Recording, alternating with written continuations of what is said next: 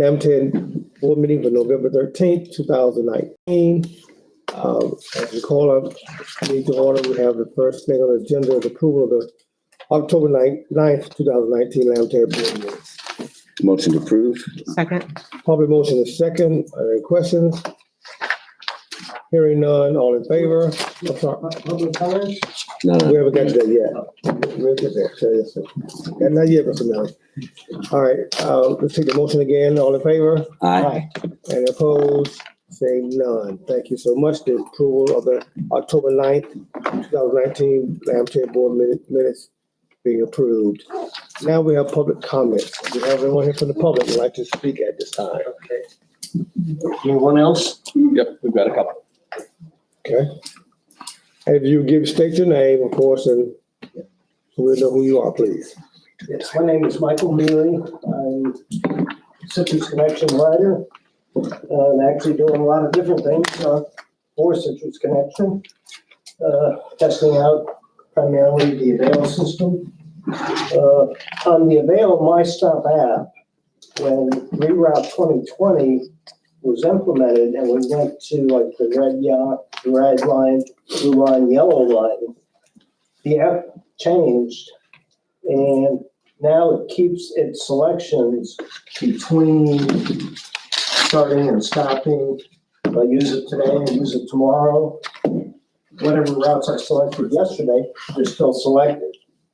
So I'd like to actually see someone work with Avail to have a clear all stops or reset all previous, all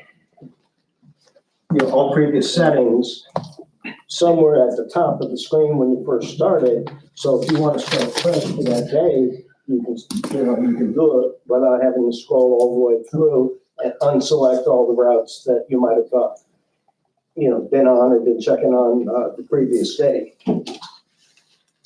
Above and beyond the Avail My Stop app and Reroute 2020, been doing some e-pass testing with the smart card. I don't know how many of you are aware that along with loading day passes, there is a feature on the smart card where you can load a dollar value, okay, and it's called ePurse, okay, and it was demonstrated when Avail was last here in July.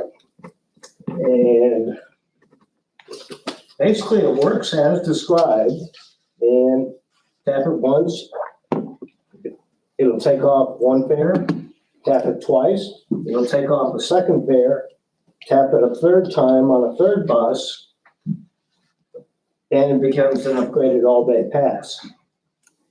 Now, however, there was some perplexing results recently when I tried Passback, okay, on one bus. I got on, I tapped it, and okay, I tapped it, it took the 75 cents because I'm a senior for the fare. Tapped it again, it said Passback detected and took another 75 cents. And we kept doing this for like 5 or 6 times. And every time it would say Passback detected and took another 75 cents. Now this works different than, let's say, Passback on a day card. Okay. Now, this morning I spoke with Tom and he said there might be some benefits to utilizing it. But then again, I say some further testing is going to be needed because this is a system-wide setting, I guess. Passback. It's either on or off. Can it be on for smart card? Can it be on for day passes, but off for ePurse? These are kind of questions that. Thank you, Mr. Mealy. 3 minutes. Your time's Okay. expired. Okay, just. And if we could, Mr. Mealy, if you can bring it to a close, because I know several things that you mentioned, you've been sharing with us already, so Okay. through email. Just 2 more comments. Your time's And then- expired. Mr. I Mealy, just wanted to say that the yellow 1 and the yellow 2 come by my house within 15 minutes of each other, about every 2.5 hours. Your time's expired, sir. Okay. thank you, Mr. Mealy, and thank you for sharing those things with us because As you do know, let me make a note to everyone. We know that Mr. Phillips has had some particular personal challenges, so he's here, of course, today, but recovering, and we want him to stay just what he's doing, recovering. And of course, Mr. Dunn, is acting as, of course, our operations manager here. And you are aware of those particular concerns that Mr. Mealy has mentioned, and we make sure that we get those things looked at, sir. All Okay, right? would the commission like an email copy of this? You sent us an email copy already. Not this one. Yes, My notes. if you choose to, so yes, Please. please. Okay. Anyone else from the public like to speak, please? I'd like to make. Yes, ma'am. Sure. You get your 3 minutes as well. State your name, if you would, please, ma'am. My name is Reverend Dr. Diane Prococo. I live in Winter Haven Manufactured Mobile Home Community, which is actually in Eagle Lake. Okay. It's an intersection of Spirit Lake and Thornhill. We do not have access to bus transportation. We must cross an intersection that has no crosswalk, no sidewalks, over and walk a mile up. We had a resident recently killed on the 26th at that intersection. It's a large situation. It's a problem. I'm working with Mr. Soto's office, and in this Citrus Connect, Mr. Aaron Dunn has been very helpful. He is going to put a pad and a chair there for residents who do walk that mile, because we do have people that walk there, so at least they can sit once they get there. But I'm trying to understand the situation, because I'm recently here 2 years, and I do not ride the bus, but there are people in my neighborhood that do not drive, they're disabled, and they would like to ride the bus. They don't know, so I'm gonna take this information back to my community, and anything that I could do to help your office make this happen, I will do it. I just need to be educated so that I handle it properly and efficiently. And so I'm here to say I'm here. Thank you. Well, thank you for your comments, and know, please, that, we need citizens like yourself, those in your community, to make sure they're making contact with those local elected officials in those communities, Thank you. We're gonna find to out. make them aware People are of the challenges that we have with the situation. Yes, sir. Yeah, the bottom line is that the Eagle Lake Commission for $8,145.34 has said no. Yes, I called them up and they said it wasn't their problem. Right. So we will. It's their citizens' problem. Yes, so we will understand how to deal with it. Thank you for helping me. Yes, and thank you for making a We're comment. empathetic, very, and disappointed. Any other comments from the board members that'd like to share anything at this point? Well, thank you again, madam, and thank you for doing what you're doing, and it takes grassroots efforts like that. Make sure you get the citizens involved, okay? Thank you so very much. At this time, then, we have, I guess, driver recognition coming up before us. Mr. Dunn, is that correct? Morning, Mr. Chairman, Commissioners, Mr. Mayor. First. Today's a good day. We get to recognize a couple of our extremely professional and awesome operators. And I'm going to tell a quick story first about this person we're going to recognize. This is Leslie Holman. Leslie, will you please stand and join me in front of you? All right. In front street for a minute. We're going to do it together. We'll make it, I promise. Leslie's been with us just a few short weeks, and last week I got the call. That's the call that keeps me up at night, the call you get where something bad happened. So I get a call that we got a bus in a ditch, and I'm picturing the worst, of course, driving through town, following all the speed limits, of course. And Of course you were. try not to have a panic attack behind the wheel of the vehicle, and was so very relieved to get there. And what we saw when we arrived is kind of the aftermath of a pretty horrifying scene for Miss Holman here. So essentially, she was taking a right off of Galloway onto 10th Street. When she made that right-hand turn, what did she see before her? Nothing less than an oncoming car in her lane right at her. Late model vehicle, young guy, can't be 30, with a 1-year-old in the front seat of the car. Vehicle had bald tires, and he was the first to say that I just lost control. I hydroplaned. It's raining. It's 5 o'clock traffic. All the worst scenario you could possibly imagine, basically. And what happened is she took a basic maneuvers. You'll see here in the next pictures just how close it was to losing the vehicle in the ditch. Not only was she able to avoid the head-on collision, but saved the bus from tipping over and her passenger safety. Could have picture 5, please. you can really get a good idea just how close it was and how bad it could have been. The vehicle swerved out of control trying to regain, struck the rear of the vehicle, somehow made it across the intersection. No injuries reported. Everybody on the scene, the safety department did a great job, of course, as always, and her actions really reflect how good the training department did, preparing her for her new role. But everybody on the scene, including the driver of the other vehicle, could not thank her enough and did nothing but commend her, the officer included. So I would like to present to you, Ms. Holden, on behalf of the board, this letter of commendation for your efforts taking the base of this for you. We'll take a picture in just a minute, Dave. If I can have you just hang out with me, we're gonna have somebody else join us. Where's Miss Beverly at? Miss Beckworth. Miss Beckworth, please join us up here. This is our next driver we're gonna recognize today, Miss Beverly Beckworth, for going the extra mile.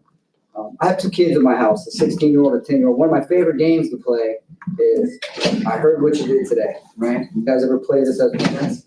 And you see their wheels turning. My dad had no idea today.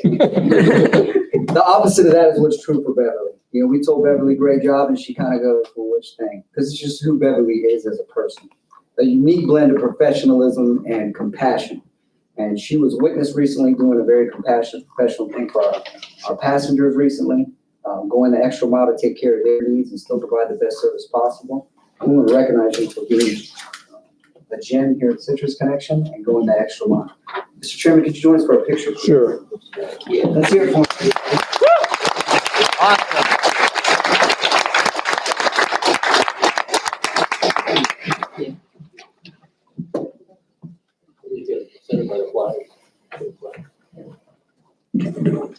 Two flags. Infectious smiles. Infectious smiles. Lord, I really appreciate You slide your left a little bit further.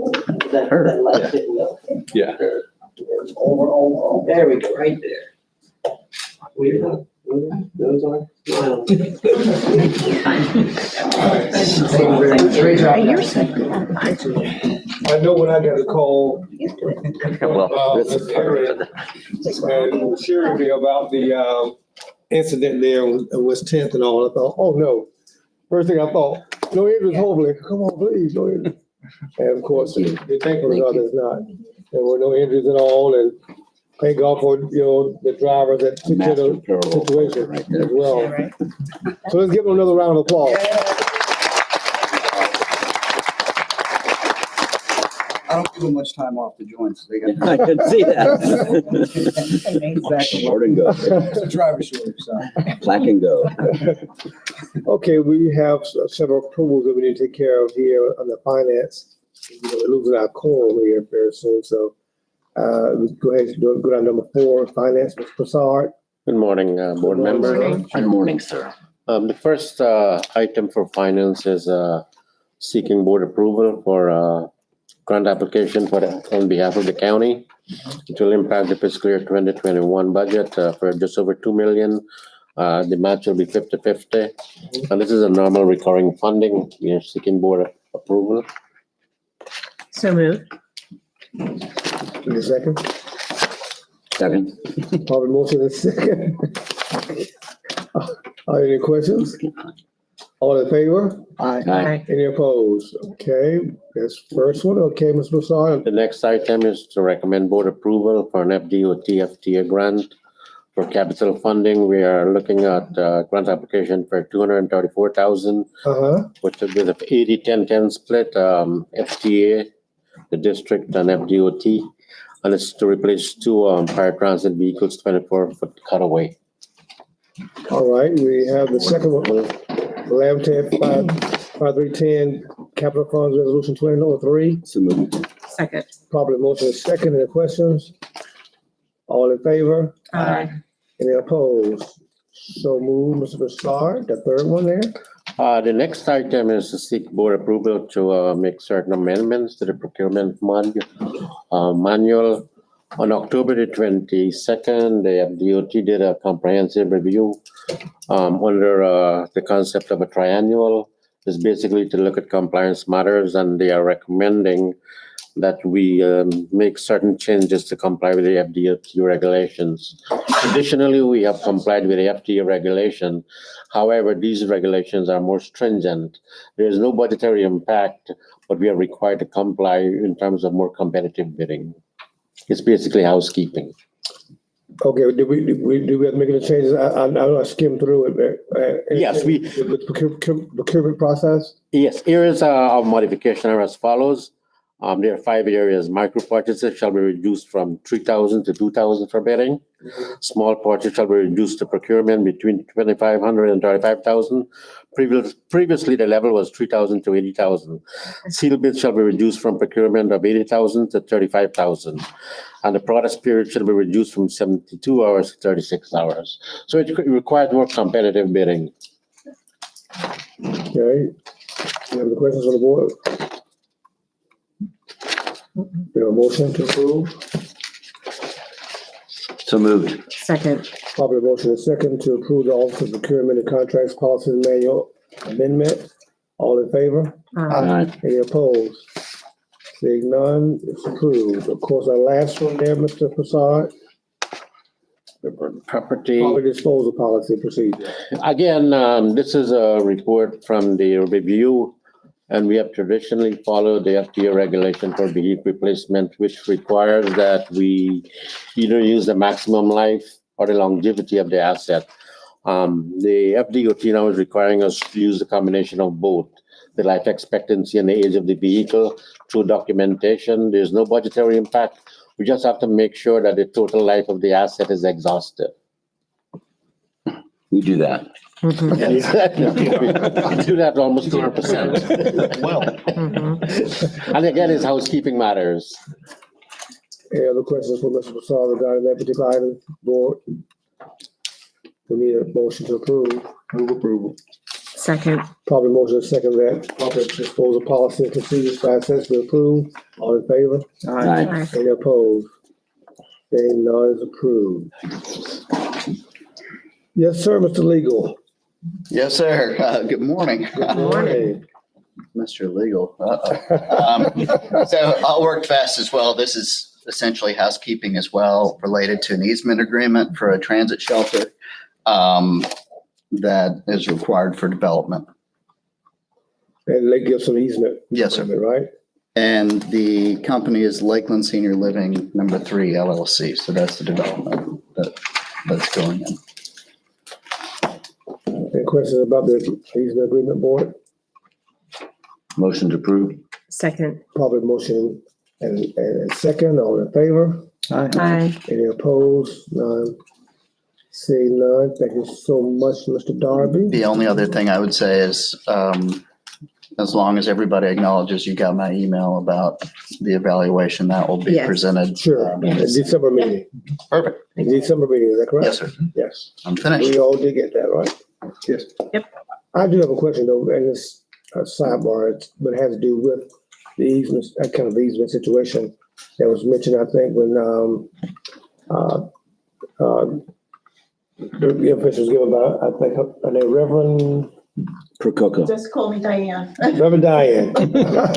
About the situation, a pad there and the Eagle Lake situation, how, would they have to go through Yes, it our will. process? I think Pat, we discussed the bench. We can do a bench out there. There's no place for them to sit. They walk that far. Right, So we can pretty fairly easily get a bench out there. I looked up the purchasing for the bench yesterday. That's something we can do. As far as a pad goes, there's no agreement for a pad okay, or intention by the district at this point to put in a pad. The area has not really been assessed in that manner yet. okay, all right, well, I thought I heard pad, that's why I Yeah, wanted you to did. question. Yeah, I meant that we were gonna discuss that after the Oh, meeting. All right, want to make sure we're clear. It's a good catch. All right, that's why we're here. That's right.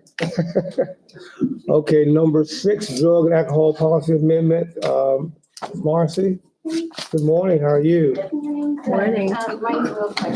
During our FDOT audit a few weeks ago, it was brought to our attention that in our current policy, which you guys have in your book, opioids should be changed to opiates. The FDA is trying to standardize their language, so they want opioids to be changed to opiates. Opiates. Opiates. So, we're requesting that change.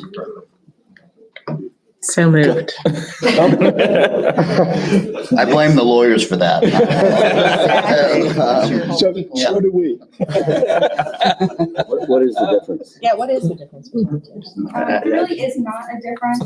Both of them cover, natural opioids as well as synthetic or semi-synthetic. So it's just, Choice of word. It's a broader spectrum covering.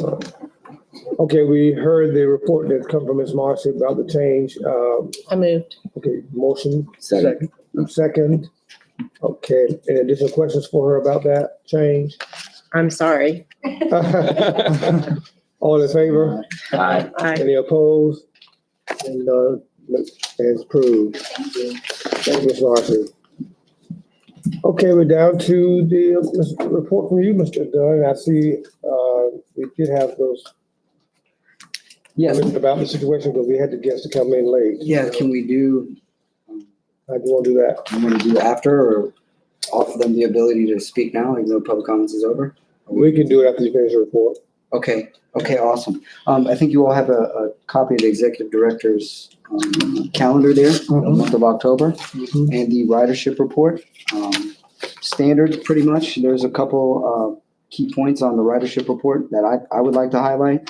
To me, we're going against really the national trend with a 4% increase in overall ridership there in fixed route totals. Wonderful. You'll notice kind of, I got you. something that looks a little funny, at least to me at first, is the 14% increase in paratransit service in the Lakeland area, yet the negative 1% change in combined paratransit service, that's in the second little Excel block there. And really, I just bring it to your attention because you'll notice years prior, from 2015, which is when I started with the district, until 2017, 18, we really had the increase.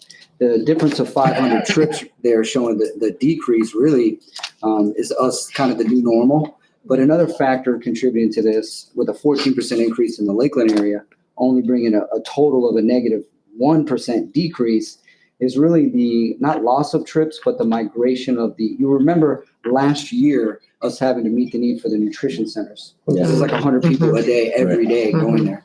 Well, over the course of the last year and a half, we worked very hard to have a lot of those trips provided by our community partners like Elder Point Ministries. Right. That combined with the bus pass program, where we're really migrating people from a more expensive door-to-door service to the more cost-effective fixed route service, have been the two main contributing factors to hedge that 14% increase in this district. That's not me. That's just me pointing out a point of interest, in my opinion. But I'm Good point. Totally, yeah. able to answer any questions you may have. Yes, Commissioner Hall. Why don't we count those trips from our partners if we have money invested in it? Great question, I Commissioner. mean, that's still us paying for the service. We do count them. We just don't count them when we report what we provide. They go in our AOR every year. That goes into our funding model and to our rate model. We certainly get credit for those trips. In fact, the AOR was just completed. What was the total trip count? Over 700,000, I believe. Yeah. So we're getting credit for sure, and that gets incorporated into our model for funding for the upcoming year. Good. In the matrices that we see here, why don't we have another line that says community partner trips that shows how many trips they make? That we're coordinating. Yeah. Right. Yes. So And that may be a good plug, Yeah. for That's a- PR purposes, so that people, for those that do understand transit and why we need transit, they can see those numbers there and how we partner with agencies such as those. that way we don't have to wait till the end of the year to get the report. Certainly. Right. That's something we can easily do. We keep track of that information. It gets reported to the LCB every Right. quarter. Mhm. That's something we can incorporate into That'd be this. great. And the ridership report, I think, would be the appropriate place. Thank you. Good comment, Mr. Hall. Any other comments about the report, the ridership report? Anything else you wanted to share with us, Mr. Dunn, and your exec? Been a long week. Very happy where we are today. Okay. All right. Then I'd like to mention that if you notice on the agenda, of course, we were expecting some other public comments to come. So if it's not out of order, I'd like to make sure our board knows we have some people that want to share some comments. We have got a call this week from a couple of citizens in our area about the Reroute 2020 situation. And I wanted to tell Mr. Dunn, I thank you for being as punctual as you were to get a hold of our citizens who had questions and had concerns about the actual reroute matrix. And of course, we're still dealing with, trying to make sure everyone understands, what we're doing to advance our transportation, to have more people be able to get around our area early in the morning and late in the evening. That's toward our purposes, and with the limited funding that we have as well. So when I got the call, I immediately, of course, called Mr. Dunn, and he made contact with Mr. Joseph, who's here this morning.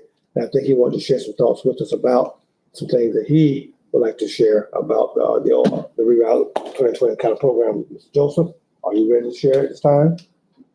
Yes. If you will go up to the podium there, sir, state your name and share your comments. You have 3 minutes to share.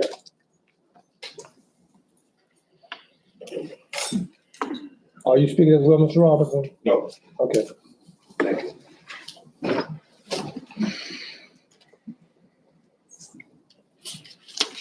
And again, thank you, Mr. Dove, for being attentive to this matter.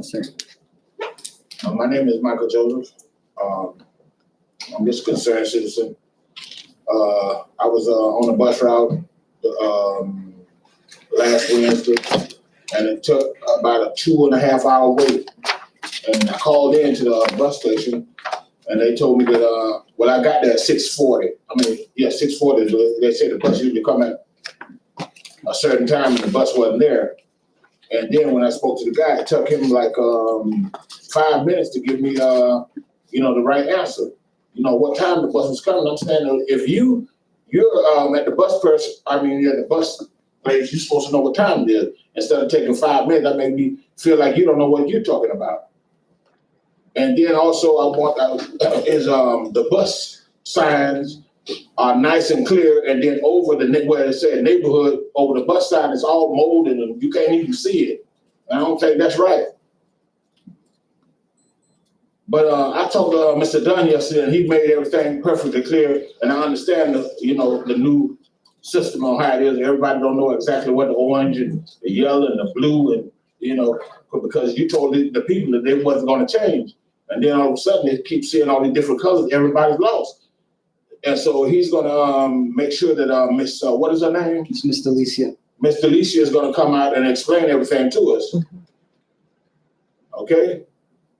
But that's all. He answered all my questions yesterday.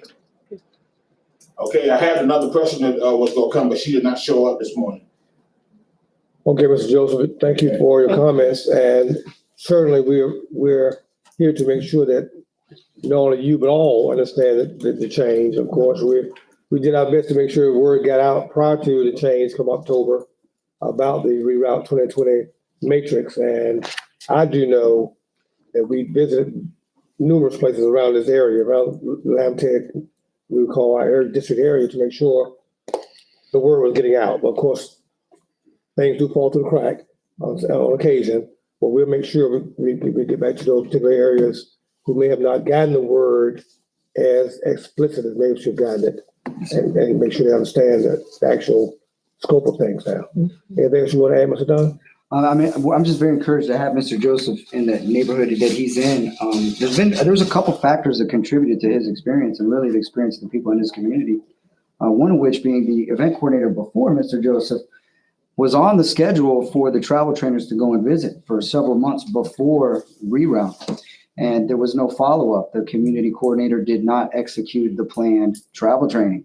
That's a huge factor. As far as the signs go, most of those are the street signs I was referring to. As you know, we have limited personnel in that department, but those guys have done an excellent job. There's 800 signs in the county, and with limited staff have been able to do a pretty insurmountable task.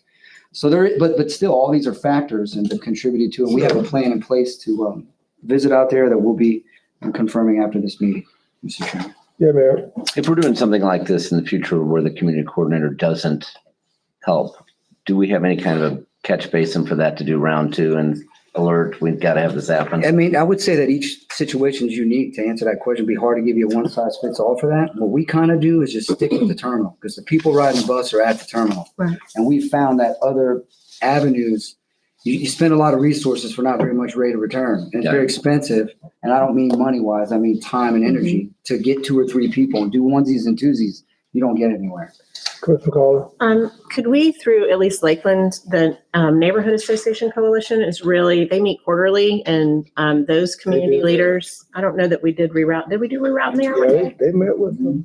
Yeah, at one of those We're meetings. more than happy to do that again, as me and But of Mr. course, you might need to do it again. Just as an this addition, year. and Yeah. I tend to go to those, and so does Mr. Walker Yeah. occasionally, so we could always, talk about it too, if you wanted to shoot us some. Yeah, and one visit, one session is not, Yeah, they're not. No, it's right, not. That's right, that's true, It's unreasonable to think that it Right. would be. absolutely. right. Okay, well, I know, again, the word, how best we get out, make sure we're getting it out. And hopefully, it's been now what, been 30+ days? Yes, sir. of Reroute 2020, so, with things that we're having to face and whatever, I guess I call them obstacles you may have, we can get those corrected as soon as we can to make sure we can flow as best we can. Again, glad to see Mr. Phillips back. And as he's here, whatever amount of time you're here or during the course of the day, don't overdo it, Mr. Phillips. I share that with you. You have able staff, I hope, to be able to support the It's the mark of a good neighbor. everyday That's right. workings of this particular organization. And thankfully you have someone like Mr. Dunn and Mr. Phillips and Mr. Broussard and all the rest of you that work for Citizens Connection to help make this particular engine run as smooth as we can. Mayor, do you want to share anything? I was just gonna comment, if I could just drop back. First of all, that's the most important advice in the room right now. Right. But secondly, I appreciate Mr. Joseph, you bringing this up because we can do all the work to make these things happen, which takes just tons of iterations and complexities that they've done a great job, but it manifests itself at whether or not somebody knows and understands and can get on. And so we've got to make sure that happens. And to the extent that it's not happening, we really, really want to make sure we're communicating well. So thank you for bringing that up. And I do think you don't have to wait in between meetings, which you didn't. You met with Mr. Dunn earlier because when there's a frustrating issue, we need to handle those issues as they occur. Let's not have people sit on it for one more day than they have to, That's why our phones ring. Yeah, so thank you. That's why our phone rings, and we make sure we can get on top of those things as quick as we can. There's nothing else on the agenda. Listening to board members have any questions about anything? Just really quick, I want to thank Citrus Connection. At the end of October, Mr. Phillips spoke to a group of Leadership Lakeland alumni and had them on a bus. And I think that's really critical for them to understand how it works, those leaders. So thank you for taking time to do that.